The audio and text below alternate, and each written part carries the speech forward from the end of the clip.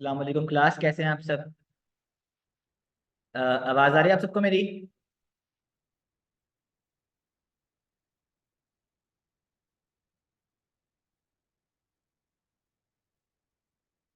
जी बेटा, क्या हाल चाल है आप सबका?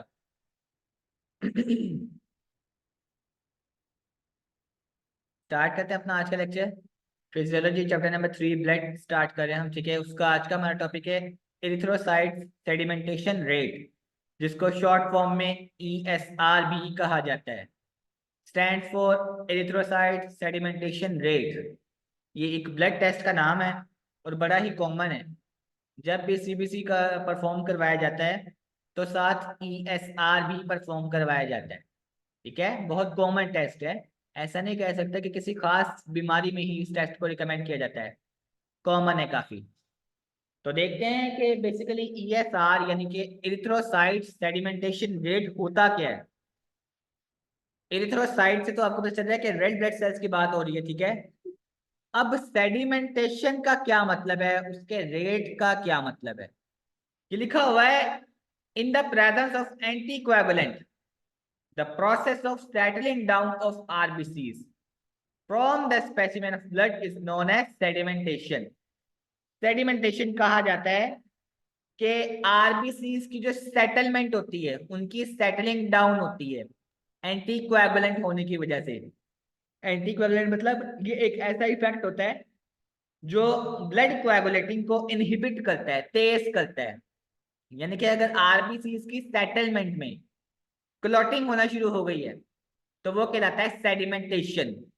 और वो जिस रेट से, जिस स्पीड से RBC टूट रहे हैं, जिस तेजी से स्पीड से RBC की ब्रेकेज हो रही है, ब्रोक डाउन हो रहे हैं, वो है सेडिमेंटेशन रेट, ठीक है। तो ESR जो है ये एक टेस्ट होता है जिसको जिसका पर्पस होता है, इसमें मेजर किया जाता है कि रेड ब्लड सेल जो हैं वो कितनी क्विकली, मतलब कितनी तेजी से जो है उनकी सेटलमेंट हो रही है, कितनी तेजी से वो सेटल हो रहे हैं। और टेस्ट ट्यूब में पता चलता है कि वो कितनी तेजी से ब्रेक डाउन हो रहे हैं। समझ आई बात की? RBC settle because they are heavier than plasma, plasma से हैवी होते हैं। और ESR, ये जो इरिथ्रोसाइट सेडिमेंटेशन रेट है, इसको एनहांस करता है Rolex formation, enhanced by the Rolex formation. ये रोलेक्स फॉर्मेशन क्या होता है? RBC का ऐसा लिंक, RBC का ऐसा लिंक या ऐसा नेटवर्क जो उनको इस तरह से जोड़ रहा है, उनको इस तरह से जोड़ रहा है कि सारे RBC जो हैं एक सिक्के की तरह, कोइंस की तरह लग रहे हैं और एक सीरीज में आ रहे हैं। कोइंस की तरह एक सीरीज में चेन बना रहे हैं। तो इस तरह की फॉर्मेशन को रिलैक्स फॉर्मेशन कहा जाता है। समझे बात की? तो ESR जो है एनहांस्ड होता है, वो इस तरह के फॉर्मेशन से होता है जब RBC की जो शेप है वो कोइन की तरह हो, स्टैक ऑफ कोइन, कोइन का गुच्छा, और चेन में आ जाए, बहुत ज्यादा चेन आ रही है, ठीक है, स्ट्रेट लाइन में। तो ये होता है ESR। क्लियर है? आगे देखिए इनके normal values. In the first hour, ESR जब होता है तो फर्स्ट आवर में कितनी नॉर्मल वैल्यू होती है? एक होता है वेस्टर्जन मेथड और एक होता है विंट्रोब मेथड। वेस्टर्जन मेथड में मेल और फीमेल की डिफरेंट वैल्यू है ESR की। विंट्रोब मेथड में मेल और फीमेल की डिफरेंट वैल्यू है। अब आपको पता होना चाहिए कि वेस्टर्जन मेथड और विंट्रोब मेथड होता क्या है बेसिकली, ठीक है। वेस्टर्जन मेथड, वेस्टर्जन मेथड आप कह सकते हो कि ESR में मेजर करता है इन्फ्लेमेबल स्टेट को, इन्फ्लेमेशन को, स्वेलिंग को, RBCs की स्वेलिंग की स्टेट को, उनकी उस हालत को जिसमें वो स्वेल होते हैं, ठीक है, वेस्टर्जन मेथड। ओके। इसके बाद है विंट्रोब मेथड। तो विंट्रोब मेथड क्या करता है? विंट्रोब मेथड आप कह सकते हो कि रेड ब्लड सेल जिस तेजी से फॉल हो रहे हैं, फॉलिंग डाउन हो रही है रेड ब्लड सेल की, RBC की फॉलिंग डाउन, यानी कि ब्रोकन, जितनी तेजी से वो फॉल हो रहे हैं, उनकी उस स्पीड को, उस रेट को जो मेजर करते हैं वो होता है विंट्रोब मेथड। वेस्टर्जन में उनकी इन्फ्लेमेशन देखी जाती है विंट्रोप में उनकी रेट ऑफ फॉलिंग डाउन देखा जाता है आरबीसी का। क्लियर हो गई बात। अब वेस्ट्रोजन में मेल्स में जो ईएसआर की वैल्यू है वो 5 to 10 मिलीमीटर होती है, फीमेल में 10 to 15 मिलीमीटर। विंट्रोप में जो है 0 to 10 मिलीमीटर मेल में है और फीमेल में 0 to 15 मिलीमीटर है। तो ये एमसीक्यूज भी है इंपॉर्टेंट, ये आपने याद रखना है, ठीक है। इसके बाद हमने पढ़ना है, अच्छा अब ये जो टॉपिक है थ्रू आउट आज से अब जो टॉपिक पढ़ेंगे चैप्टर नंबर 3 में, ये अब एज सच एनीमिया वाली डिजीज नहीं है। एनीमिया की बीमारियां जो है वो खत्म हो चुकी हैं, वो लास्ट थी सिकल सेल एनीमिया तक जो हमने प्रीवियस पढ़ ली। अब नेक्स्ट पूरे जो अलग से टॉपिक होते हैं वो हम देख रहे हैं, ठीक है, इस चैप्टर के। तो इसमें जो आगे हमें देखना है वो है फैक्टर्स अफेक्टिंग ईएसआर।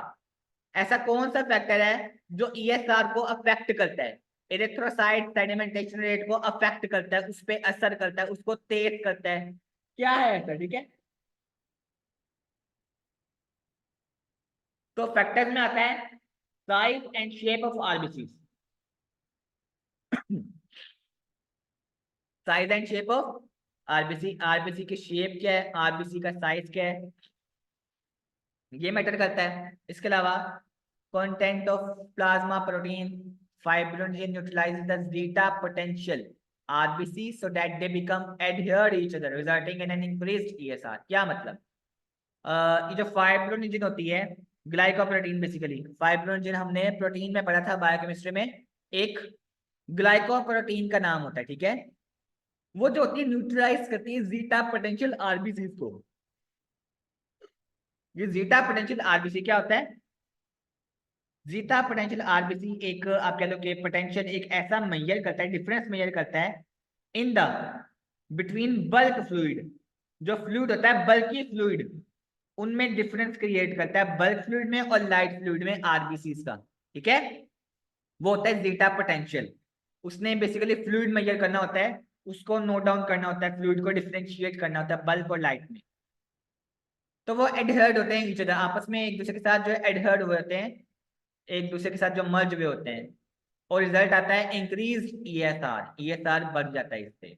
इसके अलावा स्पीडिंग ऑफ प्रोडक्ट फॉर्मेशन, अगर प्रोडक्ट फॉर्मेशन बढ़ गई है, जो आरबीसी की कॉइन लाइक शेप है उनकी सीरीज बहुत ज्यादा बढ़ गई है, ठीक है, बहुत स्पीड से बढ़ रही है, तो ऑब्वियसली ईएसआर इफेक्ट होगा, ईएसआर इफेक्ट होगा। इसके बाद specific gravity of corpuscles. Corpuscles का क्या मतलब होता है, कोई भी छोटा सा बॉडी या सेल वगैरह ऑर्गेनिज्म का, ठीक है, रेड व्हाइट सेल कुछ भी हो सकता है वर्टिब्रेट्स का, वो होता है corpuscle. Specific gravity of corpuscle अगर इफेक्ट होगी तो ईएसआर इफेक्ट होगा। कोलेस्ट्रॉल अगर उसकी कंसेंट्रेशन इफेक्ट होगी बॉडी के अंदर, इंक्रीज डिक्रीज कुछ भी, तो ईएसआर भी डिस्टर्ब होगा। Temperature, if the temperature is above 20 degree Celsius ESR will be increase. MCQ is important, अगर टेम्परेचर 20 डिग्री सेंटीग्रेड से ज्यादा होगा तो ईएसआर इंक्रीज होगा, ठीक है। स्पेसिफिक ग्रेविटी क्या, with high specific gravity RBC sink more quickly. जितनी ज्यादा स्पेसिफिक ग्रेविटी होगी आरबीसी उतना ही ज्यादा सिंक होंगे, उतने ही ज्यादा ड्रेन होंगे, उतने ही ज्यादा कम होंगे ड्रेनेज होगी उनकी, ठीक है, डूब जाएंगे। Decreased viscosity means increase is the ESR. जितनी थिकनेस, थिकनेस यानी कि आप कह जो ब्लड की थिकनेस होती है विस्कोसिटी, गाढ़ापन डिक्रीज होगा, कम होगा, हल्का होगा, उतना ज्यादा ईएसआर का वॉल्यूम बढ़ जाएगा बॉडी के अंदर, ठीक है। ये तो थे नॉर्मल फैक्टर्स अफेक्टिंग ईएसआर। आपने क्वेश्चन जब आए तो आपने गौर करना है कि क्वेश्चन क्या किया जा रहा है। 3 बार एक ही बात आई है लेकिन तीनों में डिफरेंस है। अभी हमने पढ़ा फैक्टर्स अफेक्टिंग ईएसआर, अब हम पढ़ने लगे हैं फैक्टर्स इंक्रीजिंग द ईएसआर, फिर आएगा फैक्टर्स डिक्रीजिंग द ईएसआर। ये देखें फैक्टर्स डिक्रीजिंग द ईएसआर, तो आपने याद रखना है किसमें डीएस डिक्रीज हो रहा है, किसमें इंक्रीज हो रहा है, और कौन से न्यूट्रल है, यानी कि फैक्टर्स अफेक्टिंग ईएसआर जो अभी हमने पढ़े हैं, okay. But factors affecting ESR increasing, जिसमें ईएसआर जो है वो इंक्रीज होता है। अगर ऑक्सीजन की कंसेंट्रेशन ज्यादा होगी तो कोलेस्ट्रॉल भी ज्यादा हो जाएगा, अल्फा ग्लोबुलिन भी ज्यादा हो जाएंगी, अल्फा ग्लोबुलिन जो है वो ग्लोबुलर प्रोटीन होती है, बेसिकली बॉडी के अंदर मोबाइल होती हैं, अल्कलाइन होती हैं, इलेक्ट्रिकली चार्ज होती हैं, ठीक है, अल्फा ग्लोबुलिन। इसके अलावा फाइब्रोनजिन भी इंक्रीज होगा। और आप कह सकते हो कि टेम्परेचर जो है अगर इंक्रीज ईएसआर है तो उसका टेम्परेचर अबव 20 डिग्री सेल्सियस होगा, जैसे ऊपर भी पढ़ कर आए हैं, ठीक है। एक्यूट इन्फेक्शन, जो ऑन द स्पॉट इन्फेक्शन लगते हैं, ऑन द स्पॉट अचानक लगने वाली चोट, ठीक है, उनमें ये होता है कि protein enter the plasma from the site of infection. जिस साइट पे इन्फेक्शन हुआ, जिस पॉइंट पे, वहां से प्लाज्मा एंटर हो जाता है बॉडी के अंदर।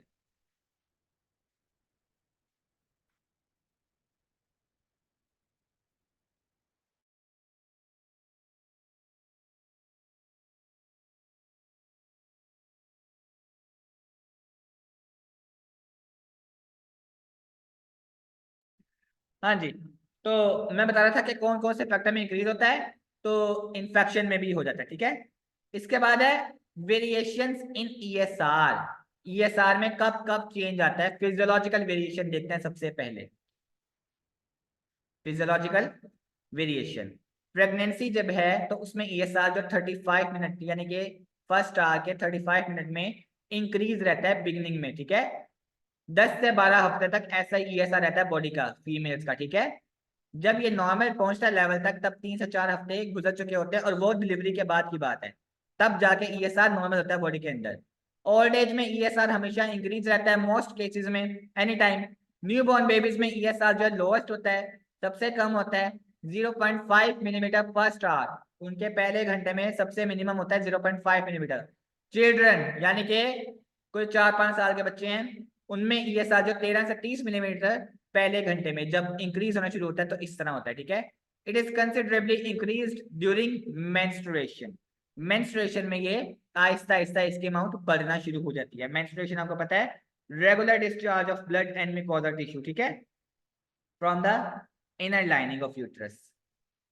अच्छा जी, अब देखते हैं पैथोलॉजिकल वेरिएशन। पैथोलॉजिकल यानी कि कौन सी ऐसी बीमारियां, चोट होती हैं जिनमें ईएसआर इंक्रीज होता है, ठीक है। ESR increase in following pathological condition. कौन कौन सी, एक्यूट एंड क्रॉनिक इन्फेक्शन। अब यहाँ क्रॉनिक की भी बात आ गई, ठीक है, acute and chronic infection. Anaemia except sickle cell anaemia.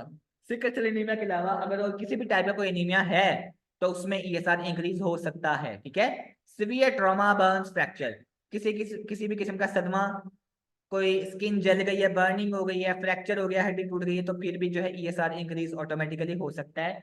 और दूसरी बात, सेप्टिसीमिया में भी ये हो जाता है। सेप्टिसीमिया का क्या मतलब होता है, इंपॉर्टेंट शॉर्ट क्वेश्चन है। सेप्टिसीमिया जो है एक बीमारी का नाम है, सेप्सिस भी कहते हैं इसे, सेप्सिस, SEPSIS, सेप्सिस, ठीक है। बेसिकली ये नाम होता है blood poisoning by the bacteria. Bacteria की वजह से जो ब्लड पॉइजनिंग होती है, जो खून में जहर बनना शुरू हो जाता है कुदरती तौर पर, ठीक है, किसी बैक्टीरिया की मौजूदगी की वजह से खून में जहर बन गया, तो वो होता है सेप्टिसीमिया। फिर है इन्फ्लेमेटरी कंडीशन, मतलब कोई भी ऐसी कंडीशन जिसमें बॉडी जो है स्वेलिंग में है। पल्मोनरी ट्यूबरकुलोसिस, यानी कि लंग की बात हो रही है, ट्यूबरकुलोसिस इन्फेक्शियस बैक्टीरियल डिजीज होती है, जो कि आप कह सकते हो ट्यूबरकल जो होते हैं, टिश्यू जो होते हैं लंग के, उनकी ग्रोथ हो जाती है।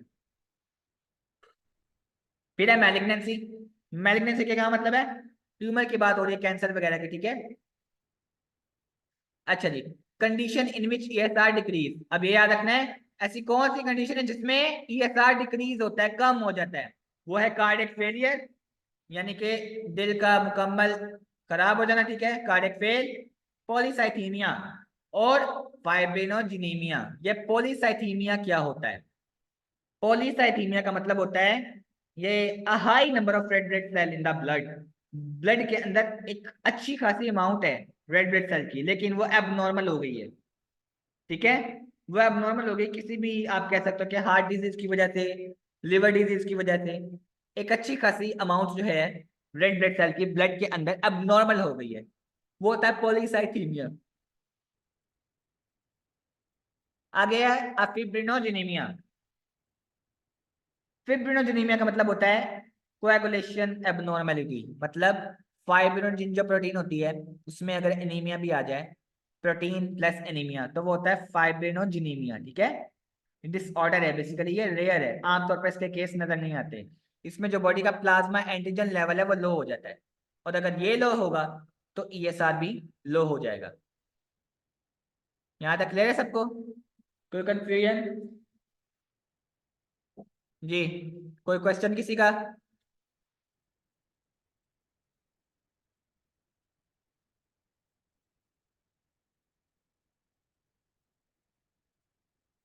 जी बेटा, किसी का कोई क्वेश्चन यहाँ तक, जितना पढ़ा है अभी हमने?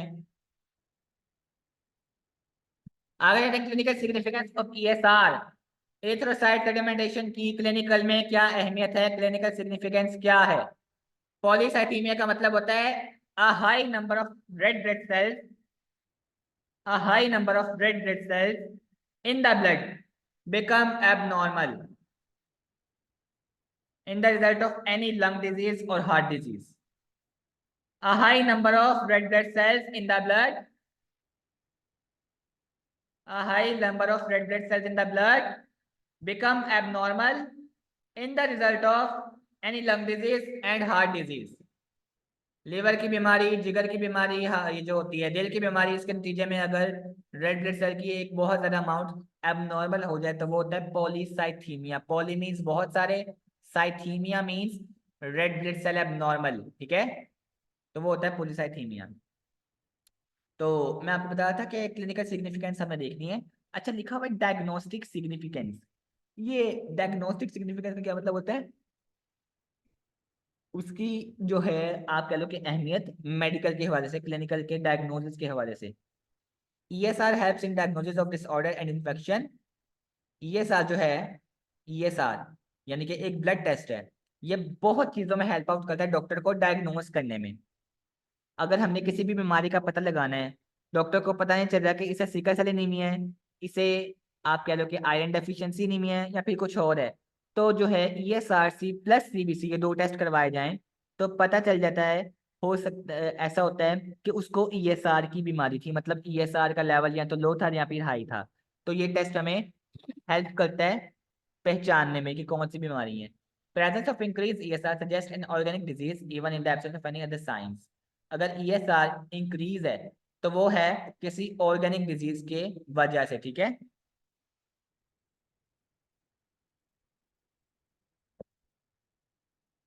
अच्छा जी, फिर आता है प्रोग्नोस्टिक सिग्निफिकेंस। प्रोग्नोस्टिक सिग्निफिकेंस का क्या मतलब होता है? यानी कि रिकवरी के बाद, आप कह लो कि इंजरी के रिकवरी के बाद जो है उसका उसका प्रिडिक्शन प्रिडिक्शन लेना कि उसका मेडिकल की आउटकम कंडीशन कितनी है, किस हिसाब से, ठीक है। ESR also helps in prognostic point of view whether the medicine is effective or not against the disorder of infection. Prognostic significant ये पता लगाने में हमें मदद देती है कि जो मेडिसिन थी वो इन्फेक्शन के नतीजे में इफेक्टिव है या नहीं, या उसके अगेंस्ट है, ठीक है, वो थी प्रोग्नोस्टिक सिग्निफिकेंट। तो ये आपका ईएसआर का टॉपिक कंप्लीट हो गया है। अब थ्रू आउट द पूरे टॉपिक में किसी का भी कोई क्वेश्चन है तो करें। कोई बात, कोई पॉइंट, कोई लफ्ज नहीं समझ आया तो पूछ सकते हैं जी।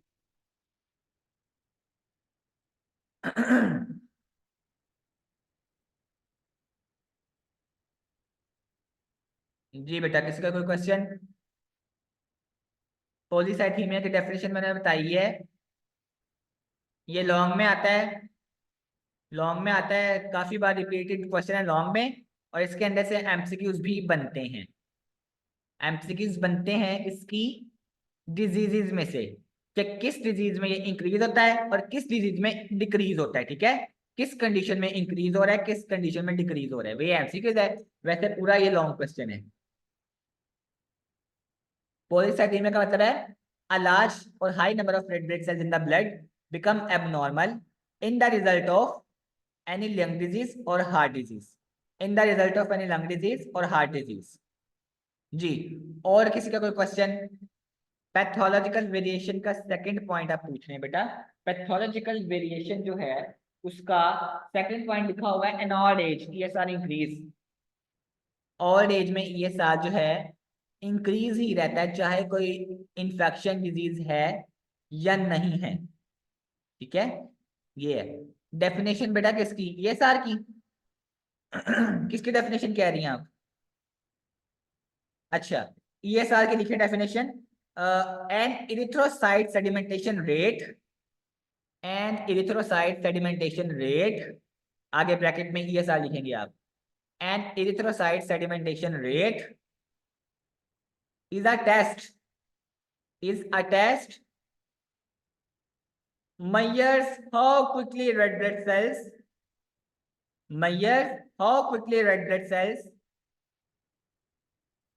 settle to the test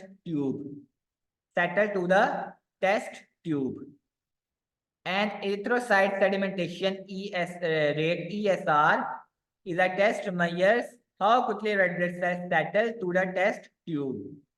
एक टेस्ट ट्यूब में रेड ब्लड सेल कितनी देर से कितना टाइम ले रहे हैं सेट होने में, उसके टाइम को रेट को मेजर करने के लिए erythrocyte sedimentation rate test perform किया जाता है।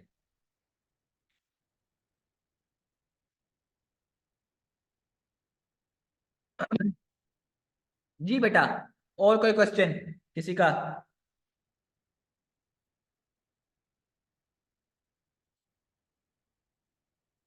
क्लियर है टॉपिक?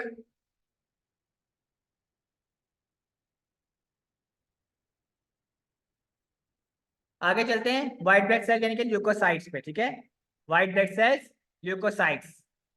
आप सबको पता है व्हाइट ब्लड सेल का फंक्शन क्या होता है? Protect the body against infection, body को इन्फेक्शन से बचाना। ठीक है, mobile unit of the body, protective unit, mobile unit, हरकत करते हैं, बॉडी को बचाते हैं। इसकी क्लासिफिकेशन देखते हैं।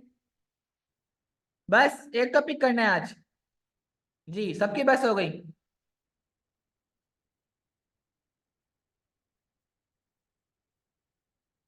हाँ जी, पढ़े आगे के नहीं?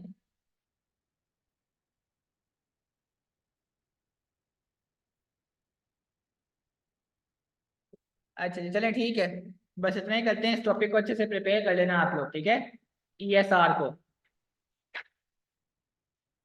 और आपका आज टेस्ट भी है, ठीक है, ESR को अच्छे से प्रिपेयर करना। आपका आज टेस्ट भी है, बायोकेम 4 चैप्टर्स, ऐसे ही है। तो टेस्ट के क्वेश्चन जो है मैं आपको यहीं पे सेंड कर रहा हूँ, आप लोग नोट कर लीजिएगा, ठीक है।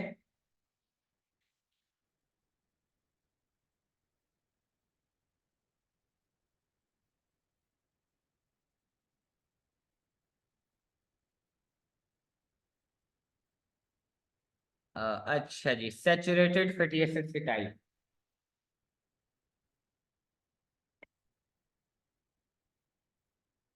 अच्छा जी, अच्छा किया बेटा, याद करवा दिया आपने। सैचुरेटेड फैटी एसिड्स के जो टाइप हैं, बेटा रिकॉर्डेड लेक्चर्स आपको एडमिन से रब्ता करना पड़ेगा, आप उनसे कांटेक्ट करें, आपके पोर्टल पे ही होते हैं, ठीक है ना,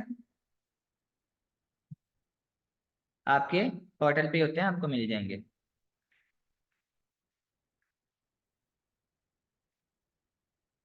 अब हम देखते हैं types of saturated fatty acid. इसकी जो टाइप्स होती हैं, इसमें टाइप्स में आपने नाम लिखने हैं। Types of saturated fatty acid में आपने नाम लिखने हैं। एक तो बुक में लिखा हुआ है एग्जाम्पल की हेडिंग में ब्यूटारिक एसिड, वो एग्जाम्पल है। जब पूछा जाए types of saturated fatty acid, तो आपने नाम लिखने हैं। नाम लिखे नंबर 1 stearic, stearic acid, STEARIC, stearic acid, STEARIC, stearic acid.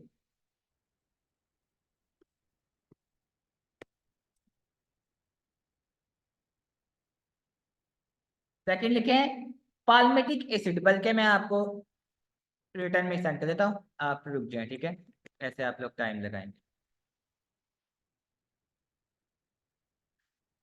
जी जी बेटा, मैं कर रहा हूँ।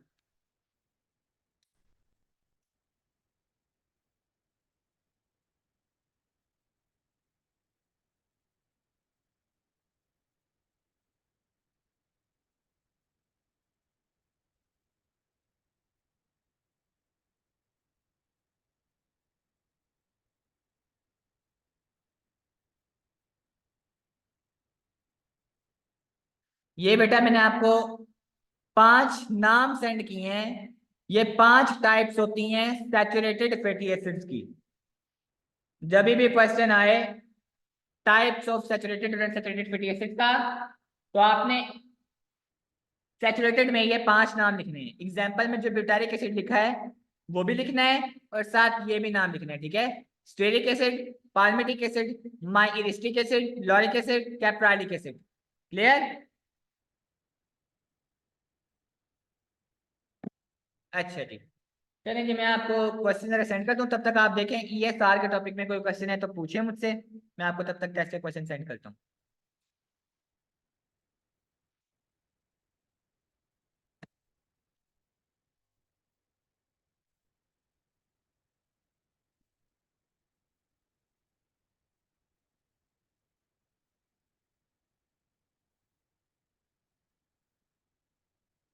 नेक्स्ट लेक्चर बेटा आज नहीं होगा, सर मोहसिन की तबीयत थोड़ी सी सही नहीं है, तो इसलिए वो जरा ऑफ पे हैं, इसलिए, ठीक है।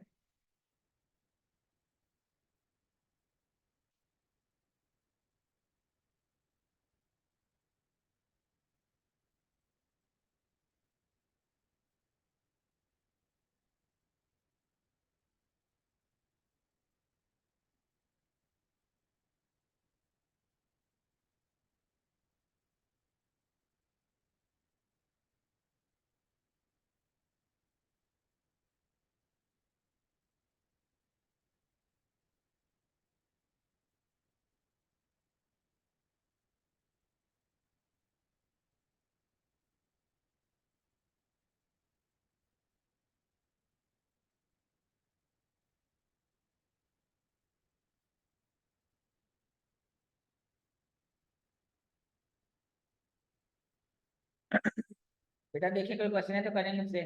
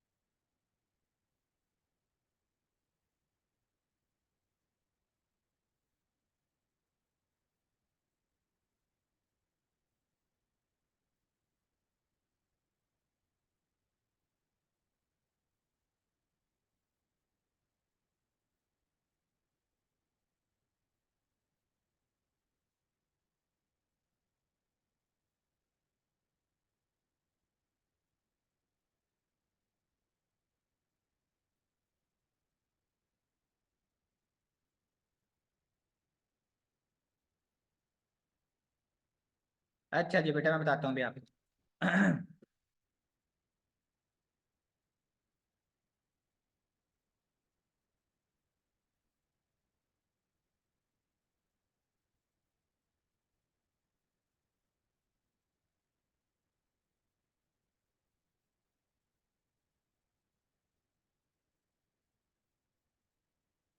ये बेटा मैं आपको क्वेश्चन सेंड कर रहा हूँ। ये जरा सुन लें। पहला क्वेश्चन है briefly explain fatty acid with types, 5 number का है। दूसरा है briefly explain standard amino acids, 5 number का है, ठीक है। तीसरा है डिफाइन द फॉलोइंग, जो कि 10 नंबर का है, जिसमें आपने एग्जाम्पल ऑफ डाइसेक्राइड बतानी है, अमाइलोज और अमाइलोपेक्टिन बताने हैं, स्टेरोल्स बताने हैं, एल्बुमिनॉइड्स बताने हैं और ओलिगोपेप्टाइड्स बताने हैं। तो पहले 2 सवाल 5-5 नंबर हो गए हैं। तीसरा सवाल डिफाइन वाला 10 नंबर का कलेक्टिवली है। 20 नंबर का आपका टेस्ट है, और आपके पास मीटिंग एंड होने के बाद राइट 20 मिनट ही है टेस्ट सेंड करने के लिए, ठीक है। क्लियर है बात सबको? समझ आ गई सबको बात?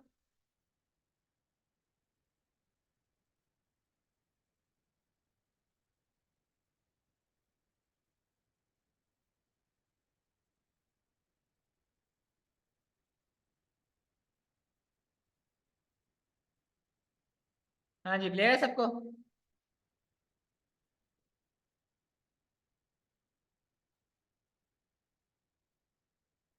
अच्छा बेटा, विंट्रोब मेथड एक मेथड का नाम होता है जिसमें आरबीसी जिस रेट से, जिस स्पीड से फॉलिंग हो रहे हैं, डाउन हो रहे हैं, कम हो रहे हैं, डिक्रीज हो रहे हैं, उस रेट को मेजर करने के लिए मेथड होता है विंट्रोब मेथड।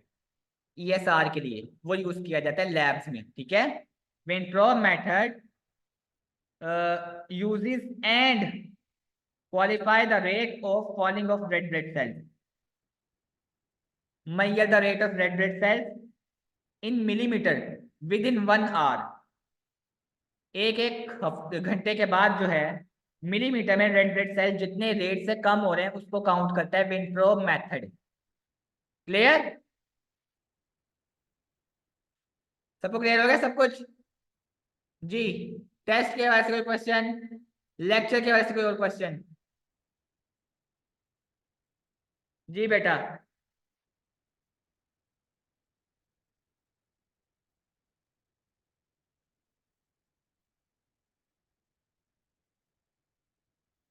नेक्स्ट लेक्चर बेटा नहीं है आज, सर की थोड़ी सी तबीयत नहीं ठीक, इसलिए वो ऑफ पे हैं आज, सर मोहसिन।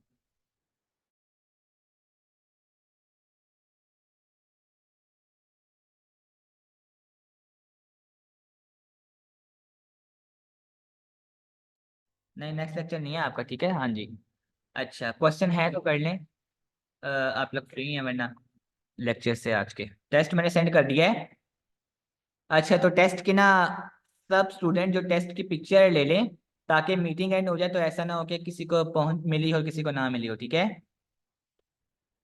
बेटा सर साकिब हैं, एडमिन लाहौर कॉलेज में।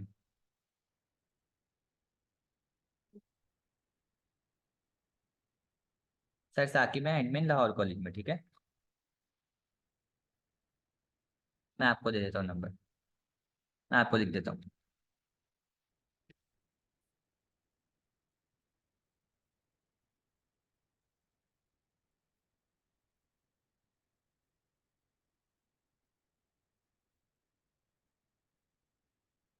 ये उनका नंबर है, ठीक है, आप उनसे रब्ता कर लेना।